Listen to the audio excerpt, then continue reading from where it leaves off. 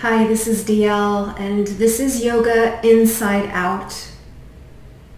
For today's practice, you will need a bolster or some cushions or pillows for our final restorative pose.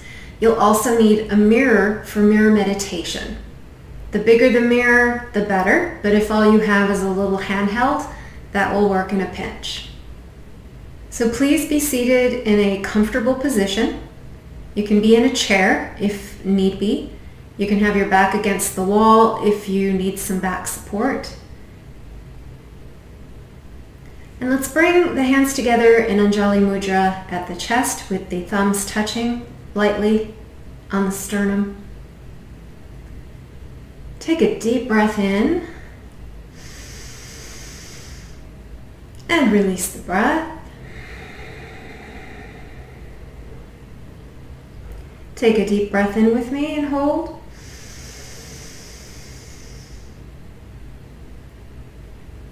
And release the breath. Last time, breath in. Hold. And release the breath. We call in the love and support of our ancestors, the mother line, the father line. We call in the insight and examples of our living teachers. We call in the wise presence and loving protection available to us through beings from other times and realms. Guide us in our practice. Deep breath. And release.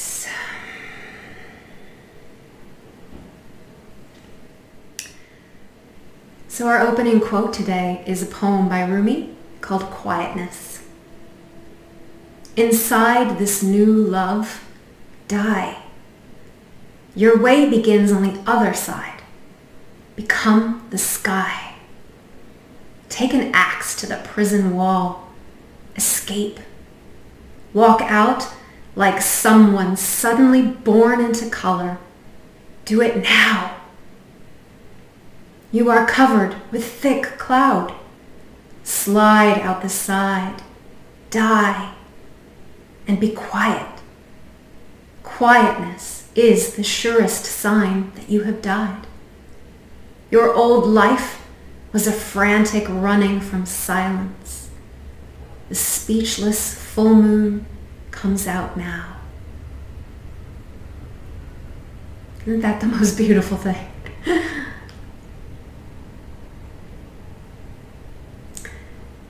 So the theme of today is about finding our way out of that frantic running, especially the non-stop run of the mind. And we're in fairly intense times where people's thoughts and beliefs, concepts, are being held quite tightly. Most likely a result of fear.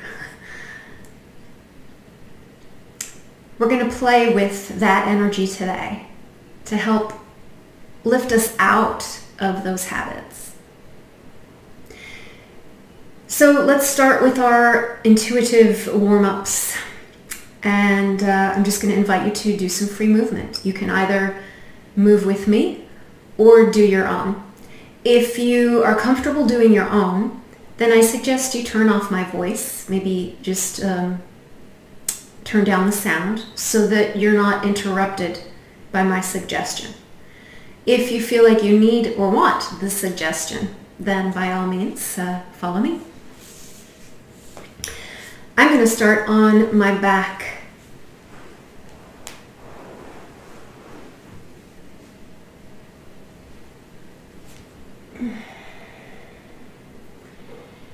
And I'm not even settling my feet to the ground yet. I just want to feel my back. The right side, the left side. What happens when I bring my knees towards my chest versus move them away? It's happening through my spine. What happens as my back arches to the weight in my pelvis? What do I feel in my shoulder blades, again, as I shift weight and breathe?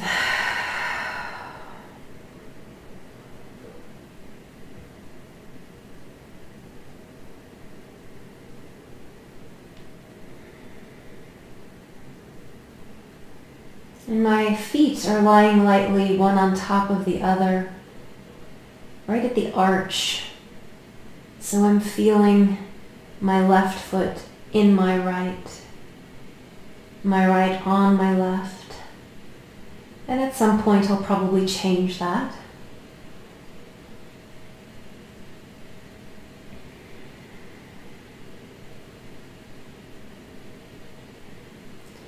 And now I'm starting to feel more released through the back muscles to the ground, and I feel I can bring my feet down.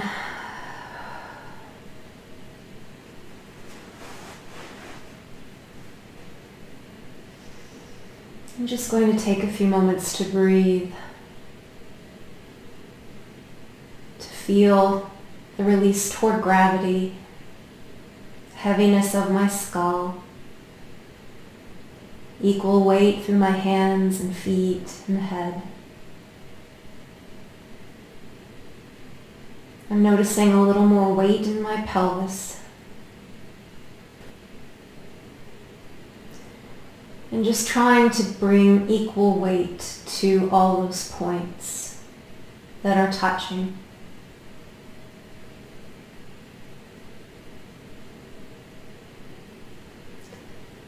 And here I'm also just listening to the body and waiting for the signal, for the knowing of what to do next. And if nothing comes, then I know there is nothing to do but lie here, and I trust that.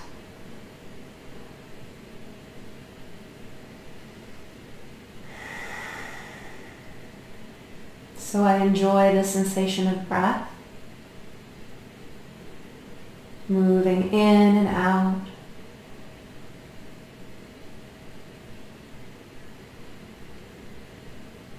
And now I feel I want to push in one foot into the ground, so I push in my right, and I let that reverberate up my spine, even to the head. The head moves. And I feel a stretch through my neck and shoulder on the opposite side, on the left. And I just hold there, and I kind of breathe into the tension I feel here. And release, and everything goes back to center. And before I push in the left foot and go to the other side, I just want to take a moment for myself to feel the reverberation of that movement on the right side. And then I press in my left, and maybe it feels different, and it does. And I just let that movement start and continue as I kind of push into the ground. My body shifts off to the right, all the way up the spine and into the head. And I just hold again in that tension and breathe. Letting my hand on the left be heavy, all through the arm.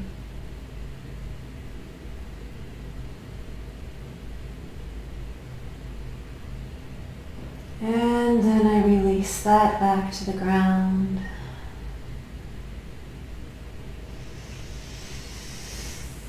And now a little more movement is coming into the body, a little more pandiculation, this tightening of the muscles, lengthening of the muscles, reaching and softening again, letting go of the tension.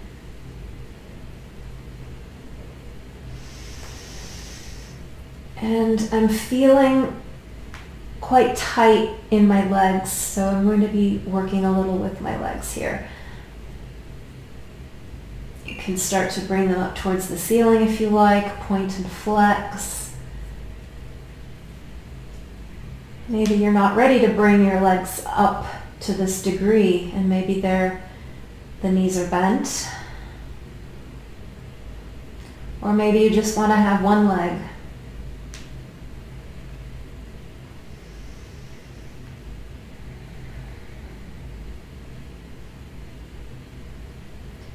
So I'm just feeling how when I flex and point my feet, the line of tissue down the back of my leg and to the front too, to some extent, especially on the flex, I can feel those tissues tightening and releasing.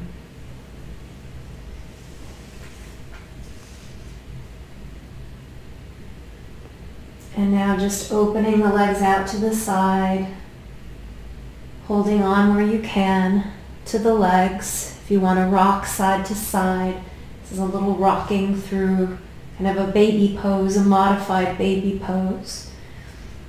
Bringing one heel in towards the pubic bone and then opening out, and vice versa.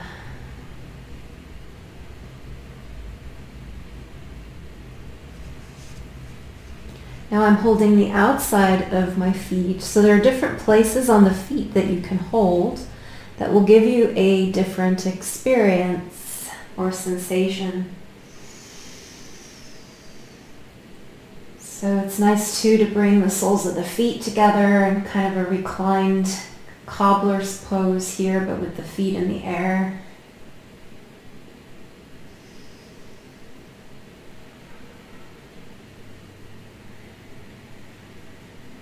And now extending maybe both legs straight into a wide V.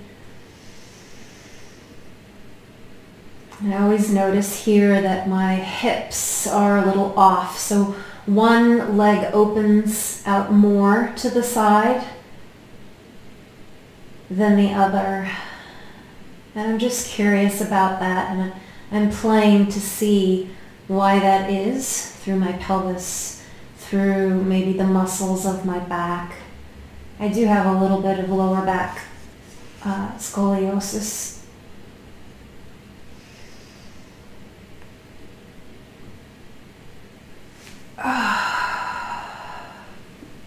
And now I'm just going to straighten my legs and just feel the lengthening through the front of the groin here after having the legs up.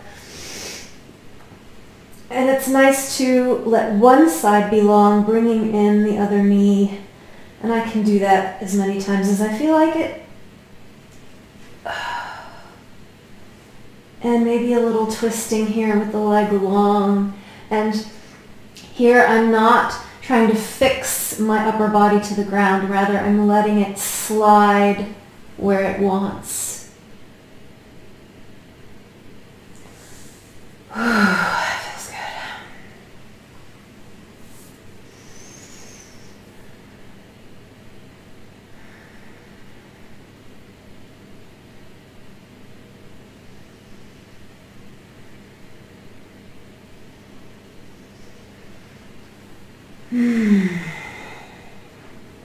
So we just have a few more moments of our intuitive movement. So anything else you feel that you need to do for yourself, I feel like I want to work through my back just a little. So I'm going to just come onto my belly, rocking my legs.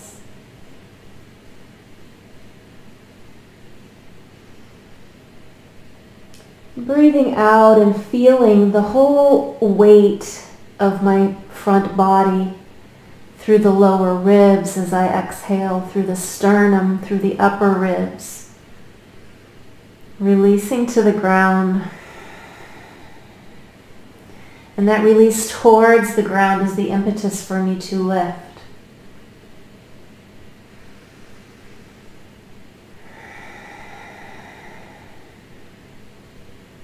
As I peel off the ground by the strength of my back, my hands light. Dropping my chin to my chest and just feeling some stretch down the sides of the spine.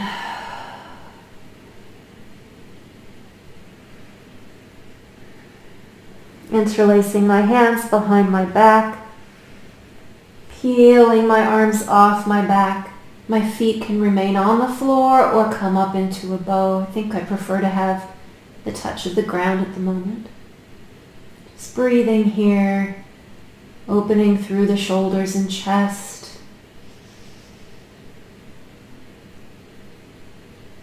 And relax.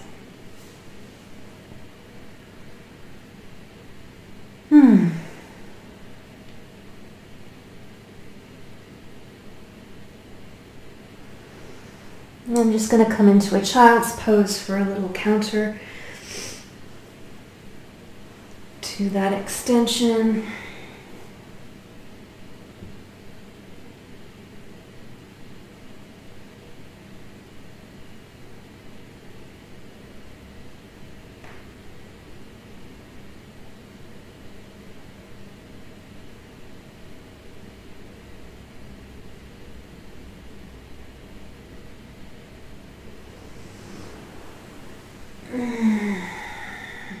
So making your way back to sitting.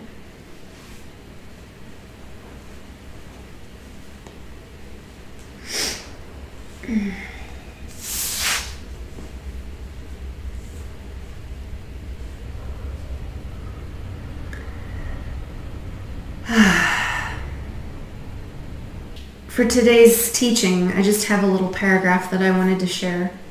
So the world grows ever more divided by concepts and beliefs. So much so that we're in a critical situation. Rather than feel powerless, we can do our part here now to practice the unclenching of our mental fists. Yoga isn't just a practice of the physical or for the physical. Learning to be more flexible and relaxed in body. Every aspect of yoga can aid us in creating flexibility in our hearts and minds as well. Today, we're going to practice a mirror meditation using a beautiful poem by Nick Polizzi, who is with the Sacred Science. It is called the Just Like Me mantra. Using this poem in mirror meditation helps us to take ownership of our projections. Yeah, so the mirror is what helps us take ownership of our projections. It heals the wounds inside us that make it impossible to see clearly, to relate to this crazy outside world. And we all know what projection is. It's this inability or unwillingness to see inside you, yourself, all the shadow. And so we project it outward. And that out there becomes evil or dark or wrong. So the practice we're about to do completely shifts that on its head. And we look inside. But this isn't shadow work today. What we're seeking today is universal humanity. And when we can see that inside, we can also find it in others. Instead of projecting the bad, we'll be projecting the positive and see that in the world. So go ahead and get your mirror and be sitting comfortably in front of it, fairly close. You want really good eye contact with yourself for this practice. So hopefully you're in front of your mirror and sitting comfortably. Now again, don't hesitate if you need a chair, because we'll be here for some time and it's important that you're comfortable. Turn towards your mirror and And just allow your body to soften. We want to feel the weight of the lower body supported by the earth or any surface that we happen to be on.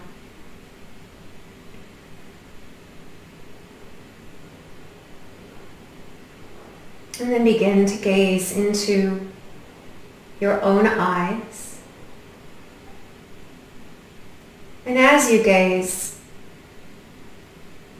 shift slightly to see everything in your periphery. So what's behind you? What's in front of you? Everything you can see in your mirror. And then shift back to your eyes. And then again, taking in everything that you see. And then back to that point of light in the center of your eyes. And breathe. And just notice if anything about your shape, the outline of your figure changes. Notice the shadow and the light. And just breathe and soften.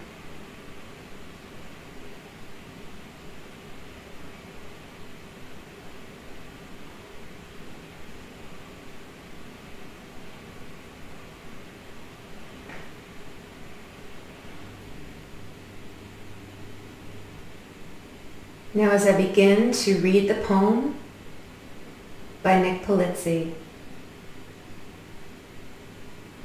maintain contact with your eyes. Soften the muscles of your face, your jaw, the muscles right above your ears. Keep everything soft as you gaze in your own eyes. And if you like, you can repeat the line in your own mind or even out loud, or you can just listen. Just like me, you're trying to avoid suffering in your life.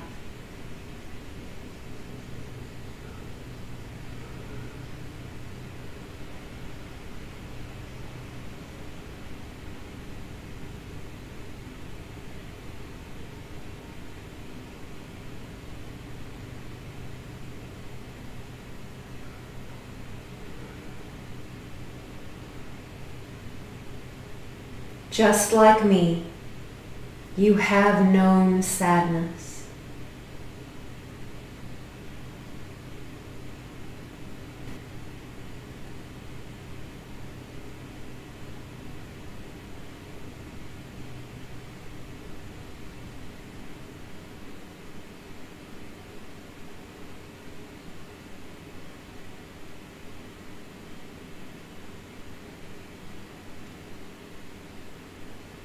Just like me, you want to be loved.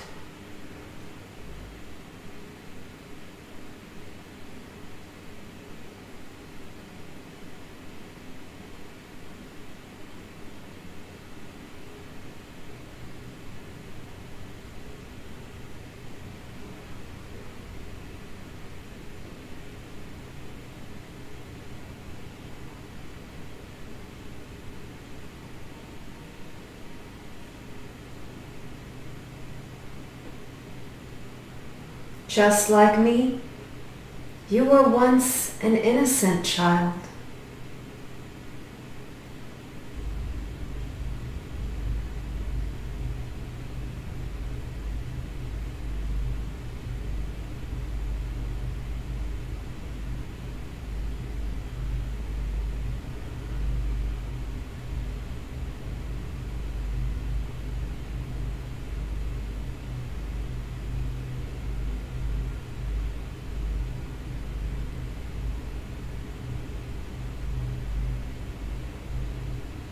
Just like me, you are a spirit on a journey.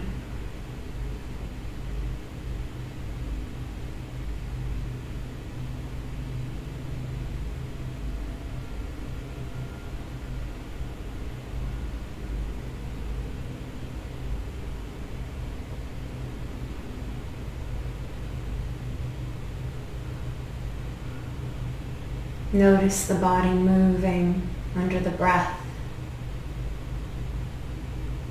the wave of the breath. Notice little muscles releasing, letting go, twitching. Notice light and shadow. Notice any arising emotions.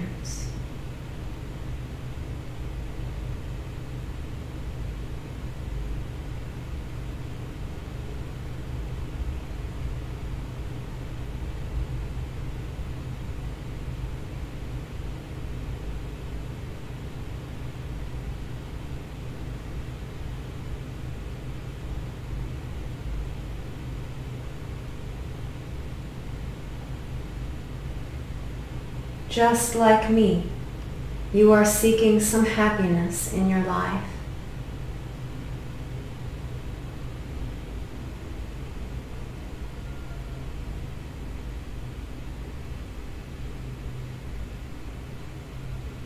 Just like me, you're trying to avoid suffering in your life.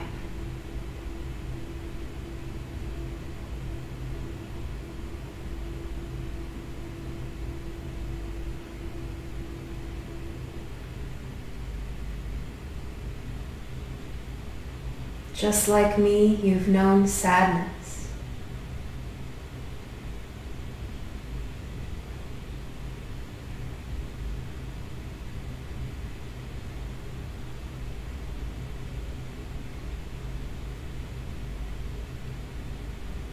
Just like me, you want to be loved.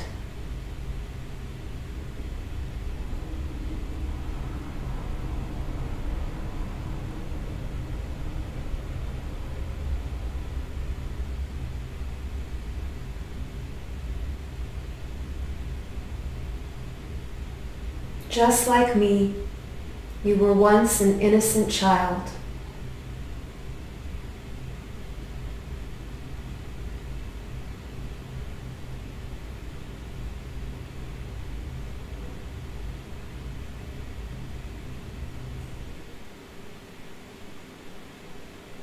Just like me, you are a spirit on a journey.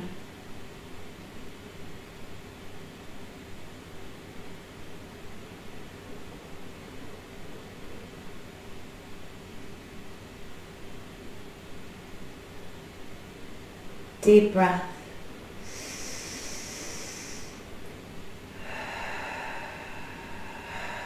And gently close your eyes.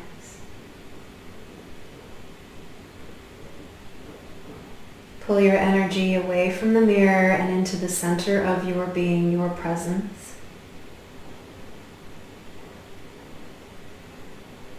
And when you open your eyes, take in the room. So just sit quietly. Take in the experience of that mirror meditation. Any changes to your body, mind, or spirit.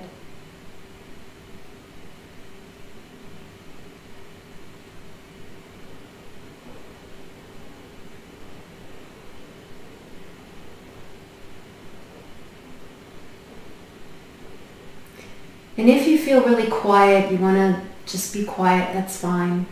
You can end this here now. For those of you who maybe feel like you want a little more energy before you depart, then I'm going to invite you to chant with me.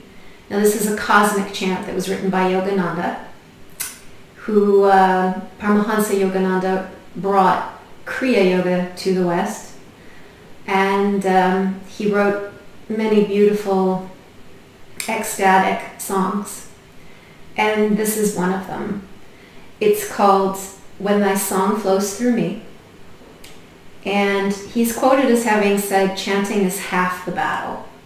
So in terms of our desire to unite with God, to self-realize, he said chanting is half the battle. Well, that's a big portion. And that is why sound is so important to me and to the practice of yoga. though not everyone practices sound, and that's fine. But this is your opportunity to try that. So I'm going to read through the lyrics of the song. And so as I read through them, simply listen. That's all you have to do. And then I'm going to put the words on the screen, and the melody is very easy. So you can learn the melody the first time I sing through it, and then you can join me the third time. So you'll hear it, the whole song, 3 times. First time I'm just going to read it so you can hear the words, and there might be some talking in there. The second time I'm going to be singing it, and you can just listen. And then the third time you can join me. And if you know it, just join me at any time.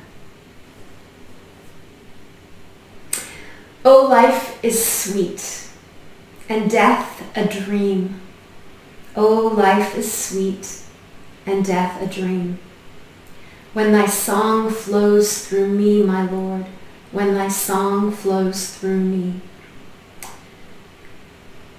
So this is so beautiful because it speaks to our everlasting quality, not as a human, but as a spirit. And I want to point out the language, because, you know, I grew up Catholic. I'm certainly not Catholic anymore. Not anything anymore in particular, and many things. But the language of my Lord, it can sound, very old-fashioned to some people. It can sound offensive to some people who maybe have, issues with kind of Christ language. Or it can feel really comfortable because you are in that kind of belief system. I just want to point out to you that it's a reverence. It's a reverence to the Almighty. So it's not necessarily this being, man, figure, authoritative God concept. He's talking about that which rules everything, and giving it reverence and calling it my Lord. Okay? So I just wanted to point that out. The second verse is, then joy is sweet, sorrow a dream. Then joy is sweet, sorrow a dream. When thy song flows through me, my Lord, when thy song flows through me. Here, joy is the real, and sorrow, as real as it feels, is but a dream. It changes in every moment. It doesn't last. It's ephemeral and nothing more than a dream in time. The third verse, then health is sweet, sickness a dream. Then health is sweet, sickness a dream. When thy song flows through me, my Lord, when thy song flows through me. And then finally, then praise is sweet, and blame a dream. Then praise is sweet, and blame a dream. When thy song flows through me, my Lord, when thy song flows through me. And here, giving praise, being grateful, feeling that joyfulness, that awe, that is sweet, okay? And then the blame, that feeling guilty, that not good enough, the pointing of fingers, that is part of the dream. It's not substantial. It's part of the illusion, the Maya, okay?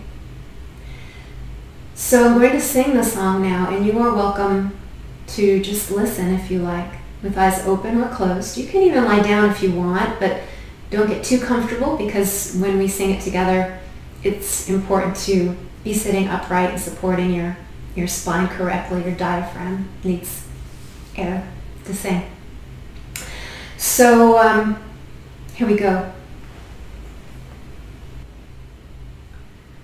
Oh, life is sweet and death a dream. Oh, life is sweet and death a dream.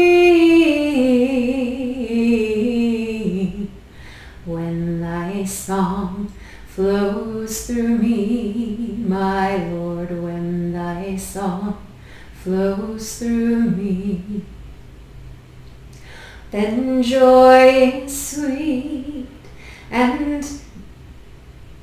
then joy is sweet, sorrow a dream. Then joy is sweet, sorrow a dream.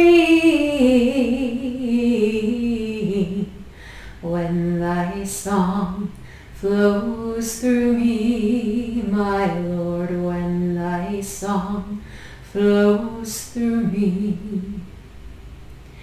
then health is sweet, sickness a dream. Then health is sweet, sickness a dream. When thy song flows through me, my Lord, when thy song flows through me, then praise is sweet and blame a dream. Then praise is sweet and blame a dream. When thy song flows through me, my Lord, when thy song flows through me, when thy song flows through me, my Lord, when thy song flows through me. So let us now sing the song together. I will place the words on the screen so you can follow along.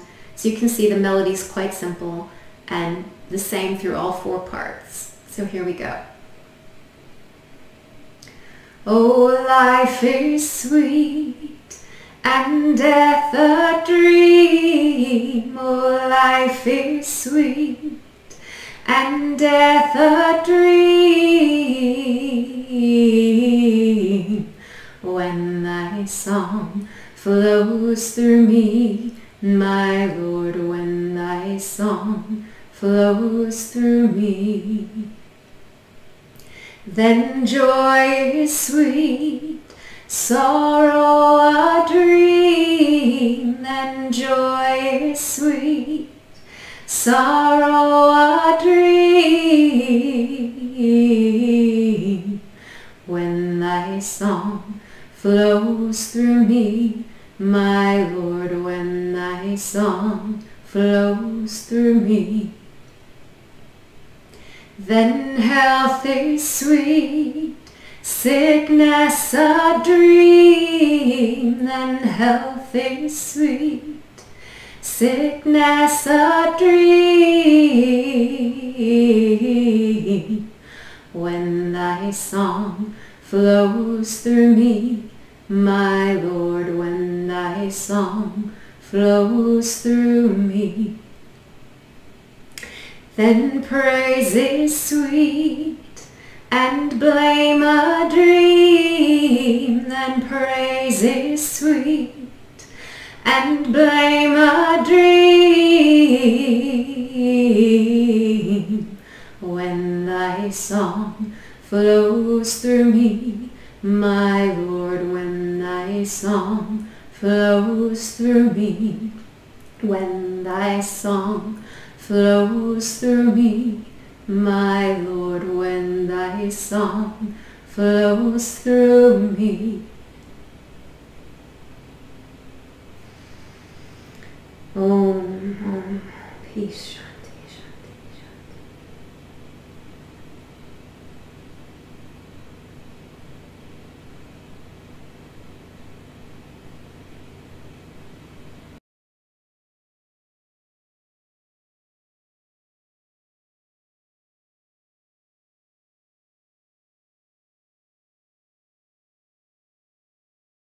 So I just want to point out something that you can do with this song that I love to do in the car when I'm driving is just make up new verses, you know.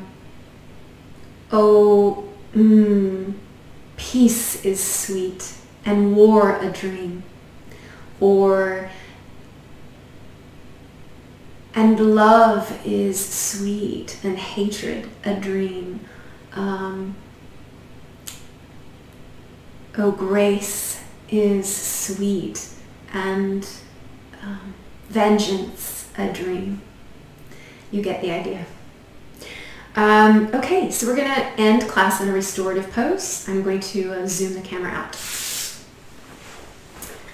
Okay, so grab your cushions and let's see, you're going to need something at your head that's well, it depends. You might need more than one. So if you don't have something this high, you might need to make a little stack for yourself. If you have a couple of blocks, you might like to use these as well, or you can use blankets or cushions. So you're going to put this over your head. You're going to lie down on your back and make sure that you are not on the cushion. If you were to extend your arms overhead, you can rest your hands on the cushion. And then our legs will be in cobblers or butterfly. So for that, you might want to, if you bring the soles of your feet together and then drag your heels towards your pelvic bone, you might find that the knees are just kind of hanging off the hips. If that's uncomfortable for you, then use your blocks or cushions to rest your thighs on. And this way you can stay in this posture for some time without feeling like everything's kind of hanging off the hips or pelvis. And you know, you can use the high height or the low height. Now, the thing with restorative poses is that we're always trying for that impeccable level of comfort. So take your time to get this right, to organize the right props in the right way, and then just bring yourself onto your back.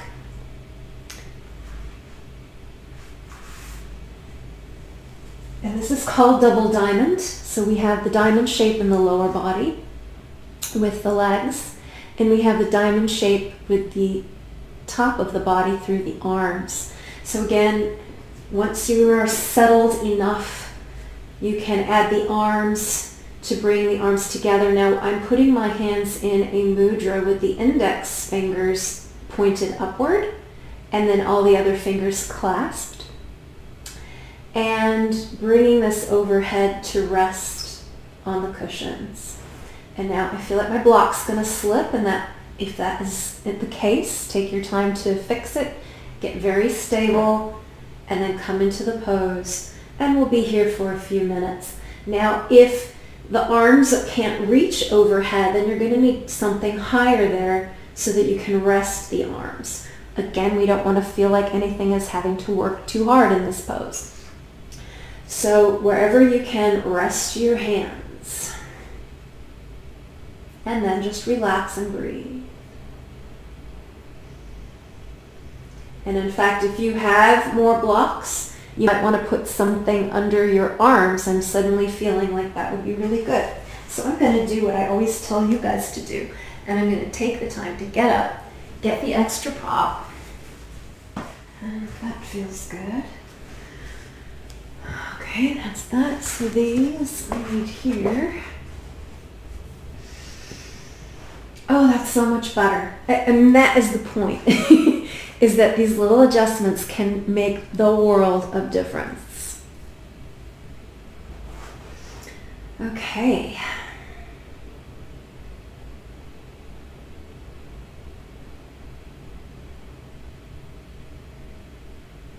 Once you're in position, simply let go to the support.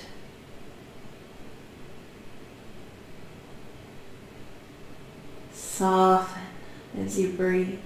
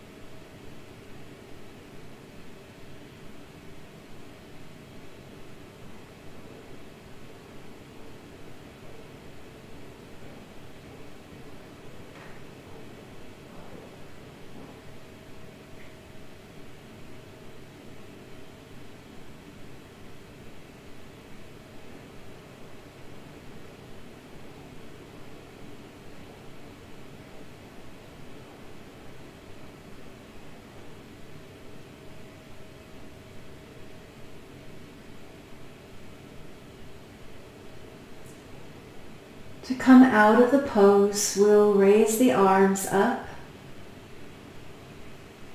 If you have blocks at your knees, then you'll want to remove the blocks to bring your knees back up together and stand your feet. And then simply roll to one side. You can take a moment in fetal position if you like, or push yourself up to seated.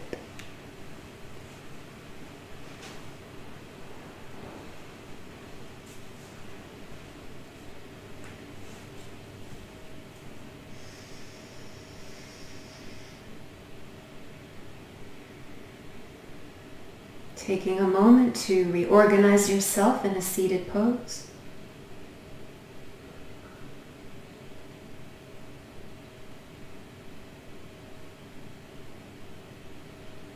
We'll close out this practice of yoga inside out by chanting Om Shanti. Bringing the hands together at the sternum, breathing in. Om Shanti, Shanti, Shanti.